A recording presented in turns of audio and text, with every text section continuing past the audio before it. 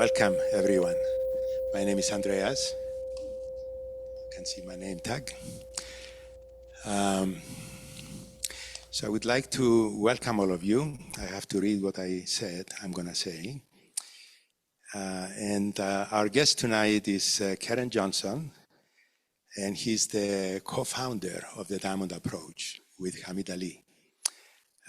She's a devoted teacher, a lifelong teacher, and also the author of 2 books, The Jeweled Path, that she wrote alone by herself, and The Power of Divine Arrows that she wrote with Hamid. And both of those are excellent books. By the way, I have heard many comments about, oh my God, The Jeweled Path is probably the best book on the Diamond Approach. Read it. Yeah. So anyway, we are really privileged and happy to have Karen with us tonight to introduce us to the Diamond Approach and its relevance in the kind of world we live in these days. So please help me welcome Karen.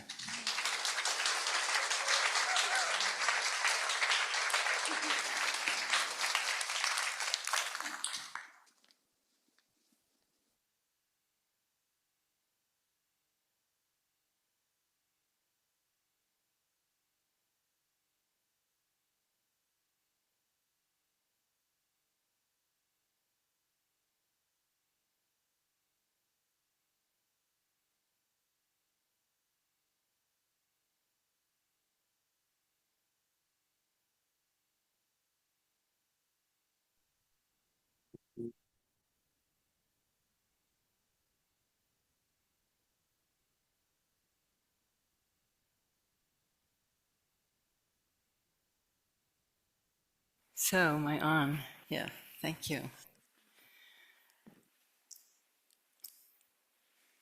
Well, I'm very curious about all of you, and I'm really happy to be here in this building. Actually, our original building that we bought in the 1980s burned down in the fire, and this is our renaissance. It's the first time I was here was a week ago, even less, on Sunday, and I was just amazed at what came together. The community and everything that happened that was such a great loss to us, having our first center go. But how everything came together and this place just showed up and we didn't know if we should buy it and all these different things happened, but here we are and it feels like quite a blessing. But I'm also very aware that many of you may have lost your homes or know friends that have. And that is, they're still struggling too, and I'm aware of that. So this evening I would like to start with an Om salutation, and we'll bow to one another, but actually we're bowing to our nature, the divine God, whatever it is that you feel the love for and the surrender to. So you're not bowing to a person or me or a symbol. You're bowing that puts you in the posture of surrender to something that's larger than us. And with that, to dedicate the blessings of all of the grace that we know to the Boulder community that is suffering, but also letting that ripple out to the country and to the world.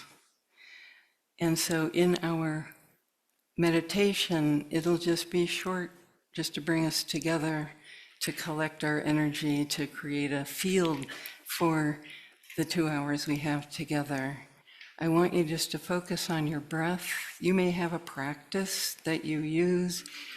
It's going to be about a 5-minute practice.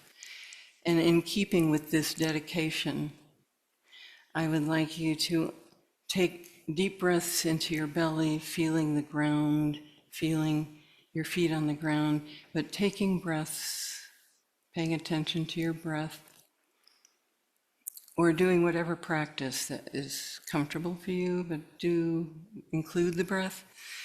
And on your exhale, exhaling with generosity and those blessings, and continue to build the force of those ripples of grace going out.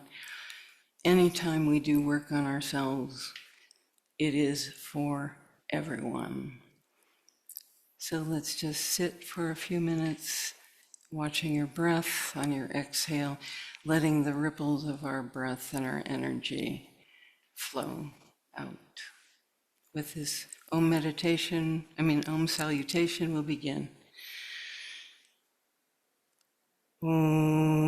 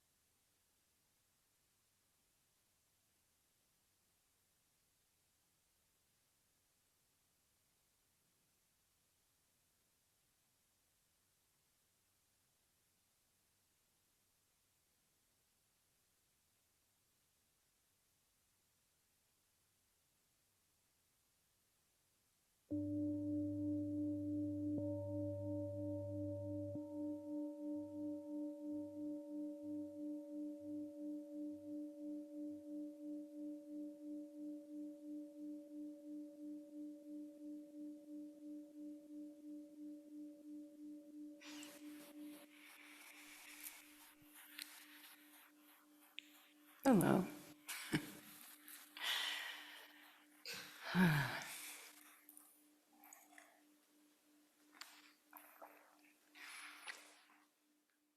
Just in the last few weeks, and I was called to come here for many reasons, some personal and some having to do with our organization, but it just afforded itself to us to open the space and get to know the community a little bit, but also to let you know what we offer here and a little bit about what we're doing, but also to speak to things that might be very relevant. And one of the things is on the flyer, which was about how we contend with a confusing world.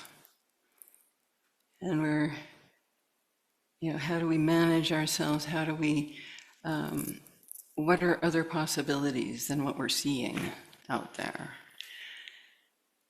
And the world isn't just confusing now. It was probably confusing at the moment you took your first breath, before you even knew the word confusion.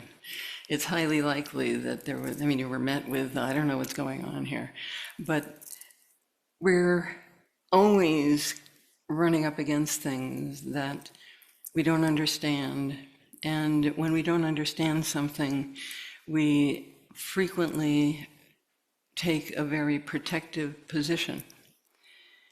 We tend to hide behind lots of different masks and roles and all kinds of ways that we contend with the world, and we start to take on identities and act in ways that we promised ourselves we never would. Many people feel as children, I'm never going to be like that. And then you have your first baby and hear your mother coming out of your mouth, and you realize that you've been working toward that moment since you recognized you needed to be a certain way. So we all know that we've got patterns and ways of behavior that tend to escalate under crisis and tend to get stronger at times. We also know that goodness comes out, and ways that we see that people need us and need something, and acts of generosity come around, and that's beautiful and wonderful. And these all speak to ways that human beings are, just naturally. We're full of lots of complex, dissonant places in ourselves. We don't really come forward as a wholeness with all of ourselves in a certain way. And when I say that, some of you are going, do you really want all of that to come out? Because a lot of what we have come to know ourselves as is something at the surface that holds all those bits and pieces together, that gives us a way to interact with the world. But if you really look at it, you act different ways in different situations. And the more vulnerable you are, and the more open you are, and the more trusting you are with your deep friends, the more all of those parts have a place in your relationships. Whether you like it or not, the closer you get, and many of you who are in marriages or partnerships or close friendships, those things just come out because they're there. And so the confusion isn't just about the world, it's also, what are we? What am I? We're not just getting disinformation from each other on the news. That's not really the hardest part. The hardest part is the disinformation we have about who we are and who we believe we are, which doesn't allow us to have attitudes that allow us to meet situations and stay open. That doesn't mean, and when I say open, some of you are going, stay open in the face of aggression? What are you talking about? Stay open when my neighbor attacks me because I didn't vote for the same person? That I should stay open when somebody does that? It's a conundrum. It's how can you do that? That doesn't make any sense. You need to protect yourself. You need to have a defensive mechanism. And that's true for most human beings. But that's not the way it has to be. That's not the way that it can be.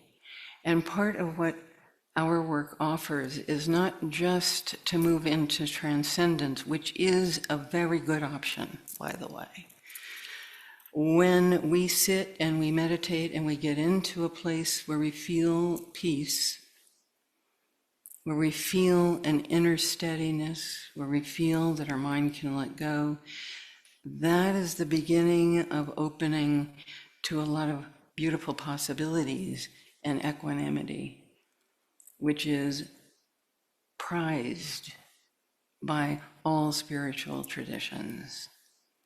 To be able to be equanimous and learn how to abide there engenders generosity and kindness and many good things. So that there are many ways in.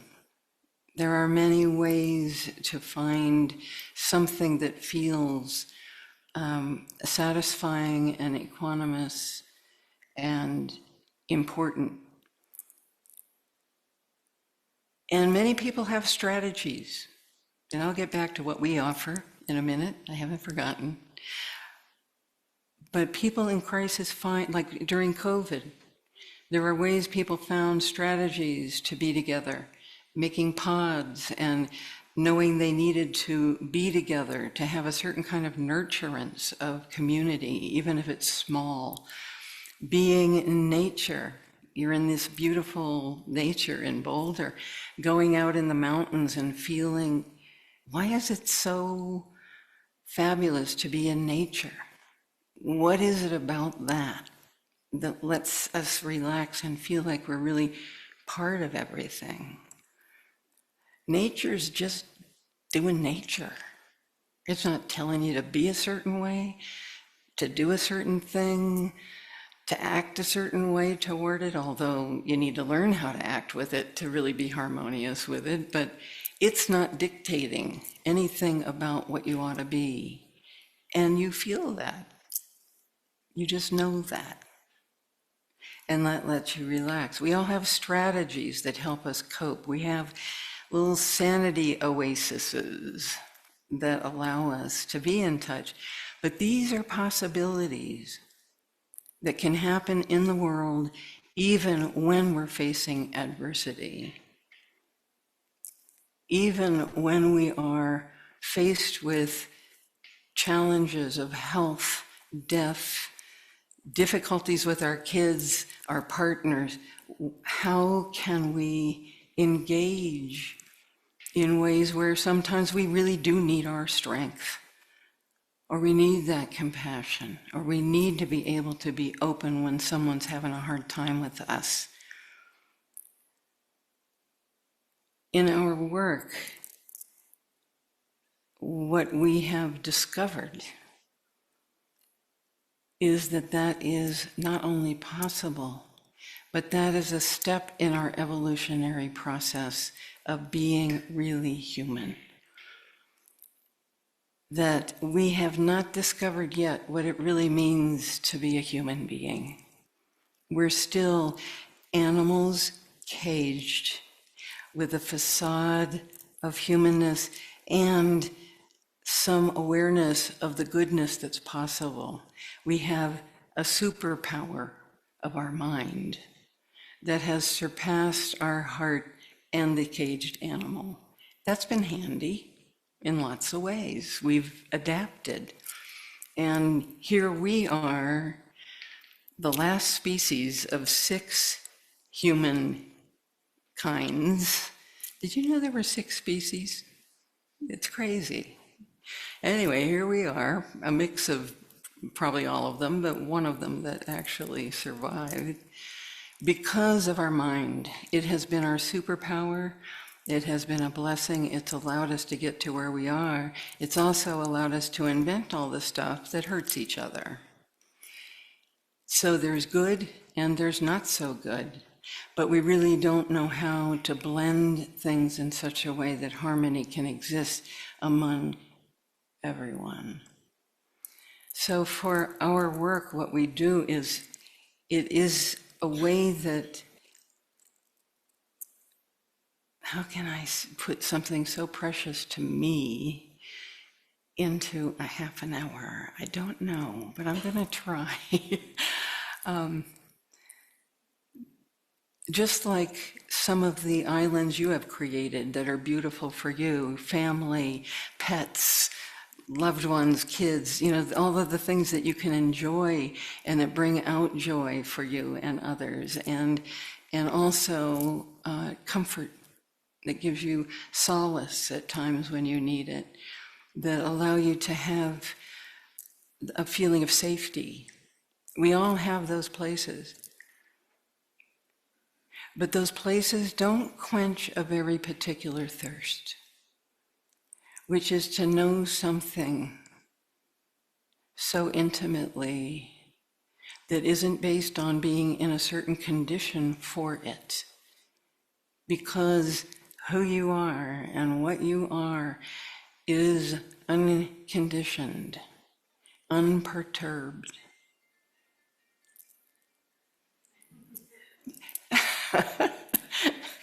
Perfect accompaniment, I would say. The tingling of the divine has entered the room. I mean, we can just look at the kind of connectivity that cell phones have given us, and also the kinds of trouble. With every invention comes ego with it, that are adaptive structures, which ego has been. It isn't a bad thing. You don't have to push it away. But because ego is ignorant of itself and its nature, it doesn't know how to handle these things other than suppressing the negativity, which we know when we're suppressing negativity, it squirts out someplace. You squeeze a balloon, even though it's a pretty balloon, and that air starts going out, but those water balloons, they just start squirting. So, and we can see that in our own lives. The more we suppress something or try not to tell that secret to the husband or the wife or the kids or the partners, somehow it starts affecting our behavior. So what does it mean to really be able to take that next step in our own evolutionary process? So in our work, we value the transcendent. There is nothing like the fireworks of knowing you are the expanse of pure awareness, the limpid, searing, luminous beauty of pure awareness, and the freedom of having no mind, no knowing, just pure awareness, and everything is sculpted like ice bricks made of pure awareness. It's amazing. It's awe-inspiring. It is, and the depth of our nature, feeling that depth and intimacy, and seeing that everything is seeping with a depth and darkness and mystery and beauty. And then you go to the store, somebody looks at you funny, and you go, fuck that. And you start feeling like that was mean. Or the cashier just said, would you please just take the card out? It's beeping. And you have a reaction, and they have, these little things. And a minute ago, or a half hour ago, you were basking in the amazing glory and awesomeness of a divine transcendent experience. Now, those who practice, and many of you may also may be affected in such a way that you really carry that transcendent knowledge with you, where you can meet the moment and there's that unruptured sense of not having to react and feeling equanimous and being able to look at someone else knowing that nature is your nature. Their nature is your nature. They're behaving badly, you don't like it, but it doesn't disrupt that feeling inside. In our work, one thing that sets it apart, that's unique for us, that we value, is the individual. We like that each of you are unique and have your own capacities and talents and development. But you don't have to choose between that and that depth, the expanse, the boundlessness and formlessness. In our work, we look at ego and we just go, what are you? What the heck are you? It's curious. It's not just a phenomena in one culture. There's different flavors of ego, different ways they develop. They even develop differently in different states of consciousness, different states in the US. There's a universal thing about ego. It's not a mistake. For us, ego is something that developed in its very confusing and somewhat slightly ignorant way. You became a person, and that's amazing. You became a person with your own developments and capacities, like I was saying, but your uniqueness remained. You didn't become like anybody else. As much as you might have tried, it did not work. Even when you hear your mother coming out your mouth, it's coming with your tone of voice. Yes, we get patterns from them, and we also get patterns in relation to them. We don't come in as a blank slate. Many of you are parents that have more than one kid. Did they just come out and go, okay, here I am, mold me? No, they came out, some of them are fighting, going, ain't doing it. And they still doing that. Or they have a different demeanor. They come in with a certain flavor to them, a way that they are. But ego always develops. It doesn't matter how complacent or how loving or how kind or how smart, whatever it is, they got an ego. Instead of trying to not let them have one, give them the best one you can. With kindness and love and many things, that ego's flexible. The more flexibility there is, the more adaptiveness there is. That's part of the superpower, is that we're adaptive creatures. And the more flexible that is, the more open they are to new possibilities. And for our work, we are a work of realization, meaning knowing what we are that has never been disrupted. Knowing what we are that's true, authentic, and natural. The other part of our work is transformation. How to look into patterns of our behavior that invite another possibility. That we can, for instance, usually when we need to be strong, we get angry. And that helps us be strong. It helps us step up, set a boundary. What if you can be strong and open and not defensive? What if anger were not a defensive strength, but the feeling of that same kind of heat, you know what I mean? When you get really mad and you feel that heat, when you sense the heat of anger, you can try it. Think about something you're pissed off at right now. And if you feel the heat of it and take your mind off the stuff you're mad at, there is some sort of fullness that comes in. That heat has a presence to it. It has a sense of strength in its very substance. You can try this at home. It really is a pathway. Our emotions are distortions of natural qualities, the transcendence and formlessness of our nature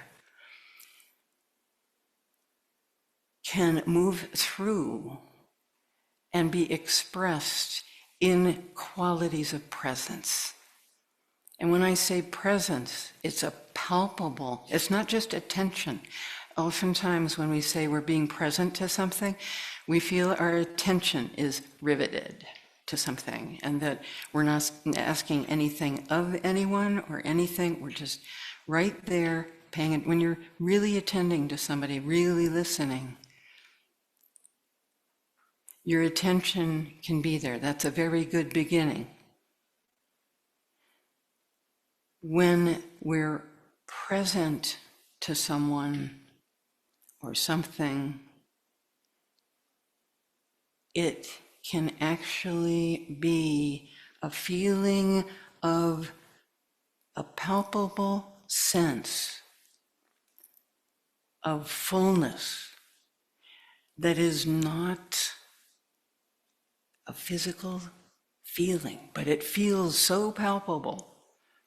It feels physical, but if you really feel the texture of it, it feels like a luminous, weighty fullness. It can feel weighty or lighter, but it can have qualities that don't feel physical or emotional. It has an affect, meaning it has a feeling tone to it, but it also is unlike anything familiar.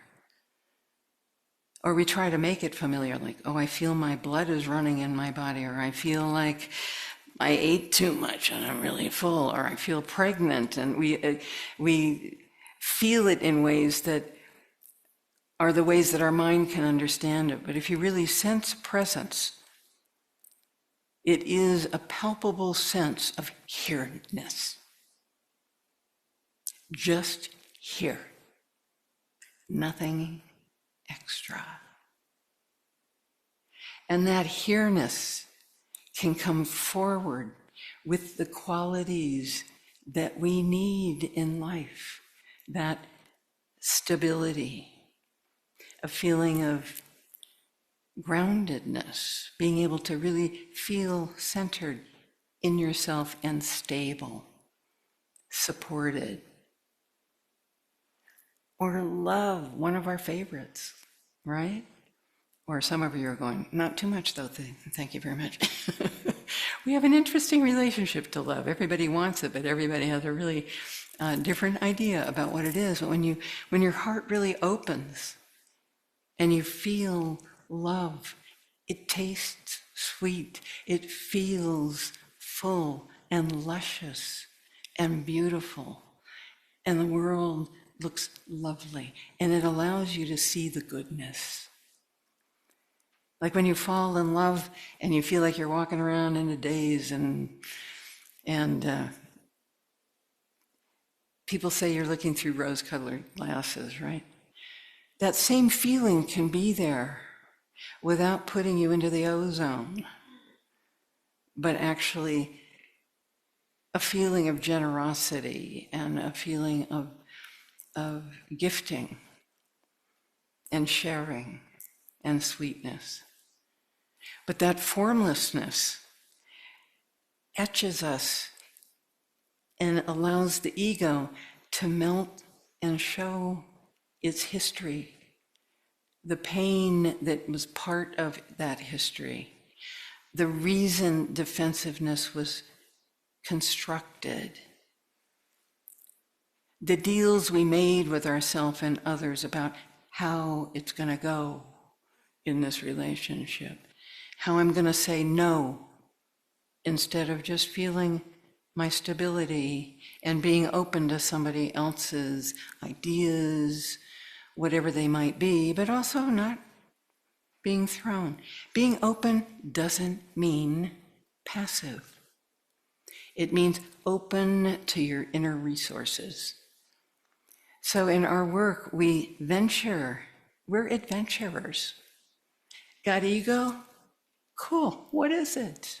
Let's find out. That's how this teaching found us. When I get introduced as co-founder, I'm thinking, I didn't find anything. It found me by simple curiosity. Being willing to ask questions, not going with what I believed myself to be. So how does this fit in a confusing world? It's giving you the inner resources to be able to be yourself no matter where you are. You don't have to be confused about you. And the thing about being, there's the disinformation, there's truth that has a whole new meaning now. There's several different factions and everybody's got their truth. It's just like what happened in religion. What we're doing to the environment, basically we're doing to each other now. But the question of how to find out what you are and who you are doesn't have to start with trying to get to a certain experience. You can start with exactly where you are. Any experience is a doorway to something deeper because it's non-dual. And what I mean by non-dual is not just transcendent. What I mean by non-dual is that everything in our consciousness, whatever we're experiencing, the whole spectrum of what are the possibilities are available, and our human consciousness, our individual consciousness, is based on a living, throbbing, formless extension of that transcendent life force.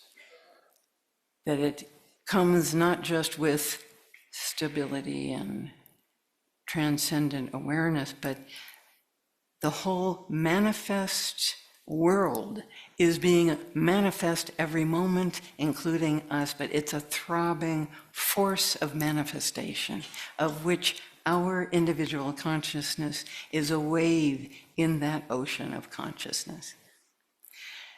And that wave just thinks it's some kind of rock that has landed on some kind of shore, separated from the ocean. That can never be. Ego just thinks of itself that way. We just think of ourselves as separated because that's our experience based on this separation. This is how we learned. We became an object in a world of objects. But we can question that. Feel it. That's a truth at first. It's true. I'm me, I'm this, and that's that. That's true. As we question that, we might look into a reaction that we have that we know is an ego reaction, our reactivity. What if I question that? Feel it, don't suppress it, don't express it, feel it. Take it deeper. Question what it is, where it came from, what happened. Then there's a doorway, just like with anger. Our heart is a doorway to really being able to feel our heart in a way that tolerates pain. And that allows us to open to the actual delicate substance of presence of compassion. That it's an actual presence. It's not just an attitude. It's an actual feeling of a tender, sensitive kindness. That when that develops the heart, you can really have real empathy where you can feel another's pain. But not only that, share in another's joy. That's part of what we're here for. To have fun, too. It sounds like a lot of work, and it is in its commitment. But what about that superpower? Our mind. That formless nature, that limpid luminosity can flow through the mind and create that bright synaptic response and allow us to think beyond any kind of ideas we ever thought we could have, but also bring a discerning capacity to the world to really start to discern what is true. How can I know more about that? To be curious and interested, but also severing through the stuff that does not seem to hold up to evidence. To really use the mind we've got to get to really what's true. But we can do that also with ourselves. To cut through the disinformation that we've collected over the years about who we are and what our limitations are. There are real, actual limitations. But there's also tremendous potential that we're sitting on all the time. So in our work, as we go into ego and reveal what's underneath, there's jewels there. There's a great story that actually has popped up in many traditions about father and mother creation. Having the preciousness of a jewel of the presence of what humanity is. And they were discussing the children one day and said, okay, there's gonna be a lot of kids. Where are we gonna put this precious jewel? Where are we going to hide it? One of them said to the other, well, let's hide it at the bottom of the ocean. No, they're very clever. They're going to get down there. They're going to find it before they're ready. And they're going to do something not so good to it. Well, what if we hide it on the highest mountaintop? No, they're going to get up there too. They're going to find a way. They're clever little guys. Well, a cave? No, they'll get in there too. Ah, I know. We'll hide it inside them. They'll never look. Not till they're ready. And that's true. So when there's the flame for the search, when there's the interest in knowing something more, regardless of how beautiful and lovely the world is for you, or how much suffering you're seeing that might drive that. There's more. There's lots more. You are a treasure chest with shining, shimmering jewels, and it's a journey of discovery, and that's fun. To discover something real about yourself, and as you do, the history dissolves. When you really see something that's true about you, you admit the reactivity, and then you go into it, you discover it. That history has a lot less impact. It rules you less. And you literally become, you start to become, and you are becoming a different kind of creature. Human beings are divine, and they're on the earth. And that double helix is what a real human being is, in our view. That's what I wish for you in whatever path you take, in whatever way you go, is that transformation is possible. And also the spirit of adventure. It's hard work, it's commitment, it's challenging, it's seeing things you don't like, seeing things you've tried to hide. But I have news, everybody else knows it's there, so it's fine. And your best friends will go, uh-huh. And I love you anyway. But it's like being on a journey is so exciting. Getting to the end is nice. In my experience, I've gotten to many ends where I've said, oh my God, this has got to be it. It is it. And I might have stayed there for some time.